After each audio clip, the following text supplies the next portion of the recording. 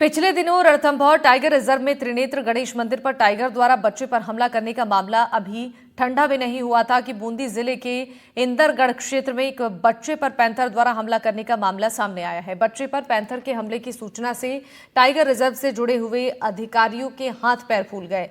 घटना इंदरगढ़ के बिजासन माताजी के यहाँ की बताई जा रही है। पैंथर के हमले से घायल बच्चे का इलाज जिला अस्पताल में भर्ती कराया गया है, जहां से प्राथमिक इलाज के बाद उसे सवाई माधोपुर रेफर कर दिया गया। रेंजर जितेंद्र कुमार वर्मा ने बताया है कि रविवार दोपहर की घटना है, जिसमें अपने परिवार के सदस्यों के साथ बकरी चरा रहे 10 साल के बच्चे पर पैंथर ने हमला कर दिया।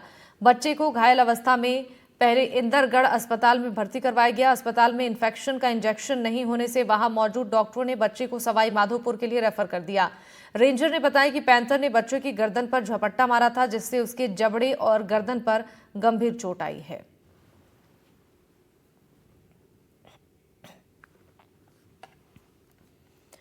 संविधान बचाओ अभियान के तहत जयपुर में कांग्रेस ने महारैली का आयोजन किया। रैली में शामिल होने के लिए कांग्रेस के राष्ट्रीय अध्यक्ष मल्लिकार्जुन खड़गे जयपुर पहुंचे। रैली में संगठन महासचिव केसी वेणुगोपाल, महासचिव सचिन पायलट, प्रदेश अध्यक्ष गोविंद सिंह डोटासरा, राजस्थान प्रभारी सुखजिंदर सिंह रंधावा, पूर्व मुख्यमंत्री अशोक गहलोत, नेता प्रतिपक्ष टीकाराम जूली सहित कई वरिष्ठ कांग्रेस नेता शामिल हुए।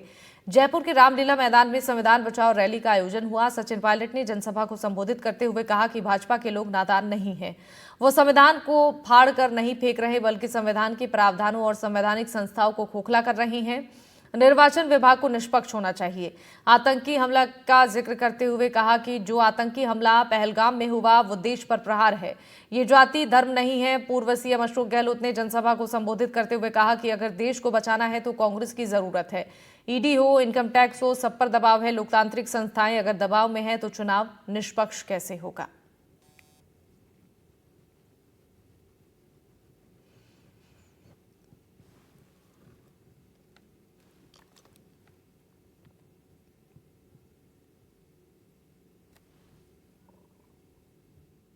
मिला आपको चांस, डेवलपमेंट करो।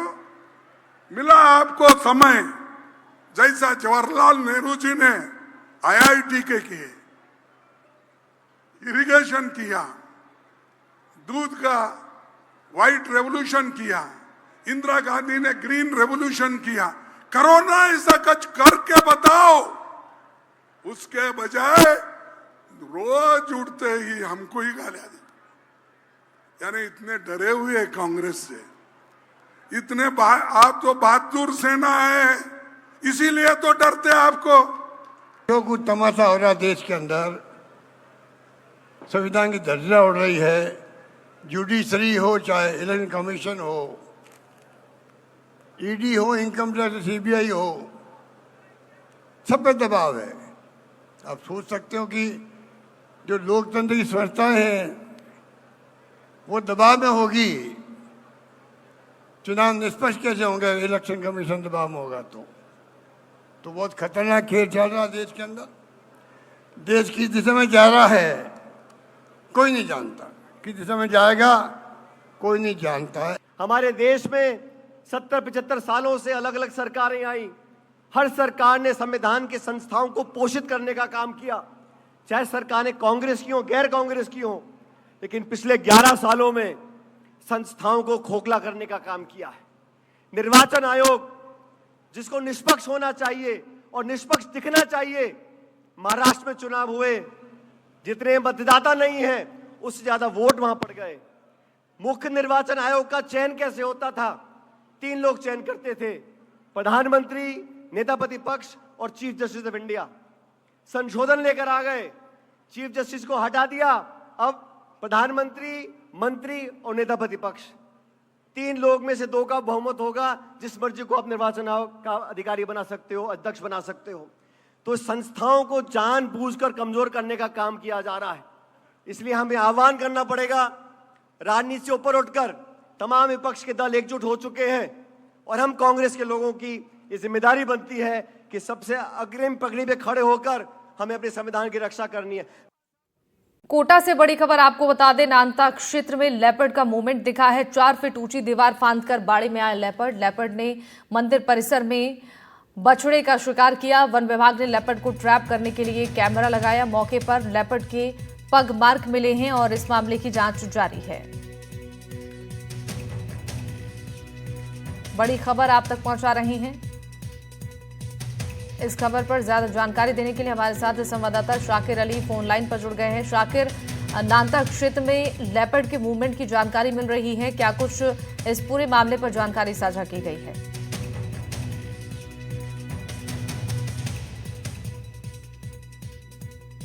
इस पर नजर भी बनाए रखता है, लेकिन कल देर रात को जो है एक बार फिर लेपर्ड का मूवमेंट देखा गया और लेपर्ड ने जो है नांता बस्ती में ही जो गाय और बछड़े बंधे हुए थे वहां पर आकर के उसने अटैक किया और एक बछड़े की गर्दन पर उसने अटैक किया और उसको ले जाने की कोशिश की। वहां पर जो मौजूद गाय थी उन्होंने उन पर लेपर्ड पर जब हमला किया तो लेपर्ड वहां से चला गया।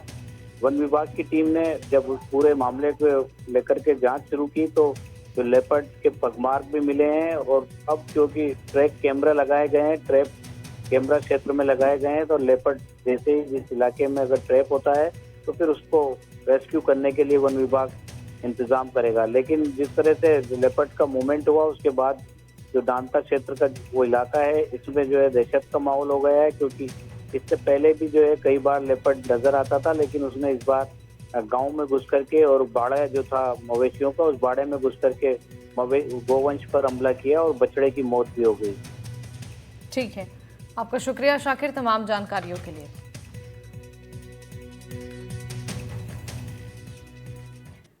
जयपुर ग्रामीण से बड़ी खबर आपको बता दें, ग्रामीणों का धरना दूसरे दिन भी जारी है। पेयजल समस्या से ग्रामीण परेशान हैं। ग्रामीणों ने आमरण अनशन शुरू किया है। गुस्साए ग्रामीणों ने जमकर नारेबाजी की है। 48 घंटे में पेयजल आपूर्ति ठीक करने की मांग की है। पेयजल संकट की मार झेल रहे सांभर लेक कस्बे के ग्रामीणों का आक्रोश बढ़ता जा रहा है। पृथ्वीराज चौहान सर्किल पर पिछले 2 दिनों से ग्रामीणों का धरना जारी है। जिम्मेदार अफसरों की उदासीनता से नाराज ग्रामीणों ने मटका फोड़कर जमकर विरोध प्रदर्शन किया।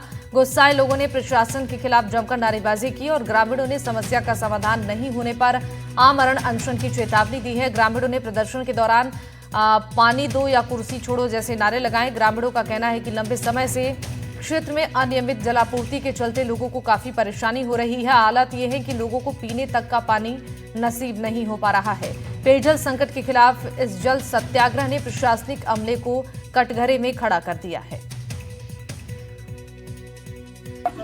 पानी आता है, इस संदर्भ में हमने जयन एक्शन से बात करने गए थे तो उनसे काफी देर वार्तालाप हुई कि मैं सर आप 3 दिन छोड़ के 1 दिन पानी दे दीजिए तो भी हमको सबर इसमें हो जाएगा। अब 8-10 दिन से पानी का हमको पोसाता नहीं है। टैंकरों का दाम ऊंची तरफ पर गरीब आदमी लाएगा कहाँ से। सर ने काफी सुना लेकिन उन्होंने इस चीज को दरकिनार करते हुए मना कर दिया। बोले मनोहर जी हम आपको पानी नहीं दे सकते कि पानी हमको आगे से नहीं मिल रहा है। मैंने कहा सर 3 दिन पानी आगे से आ रहा है, अभी ऐसा क्या हुआ है कि पानी नहीं मिल रहा है। तो सर ने हमको ये बोला कि भाई आप चाहे धरना कर लो, उस धरने पे आकर मैं बैठ भी जाऊंगा तो भी मैं आपको पानी नहीं दे पाऊंगा।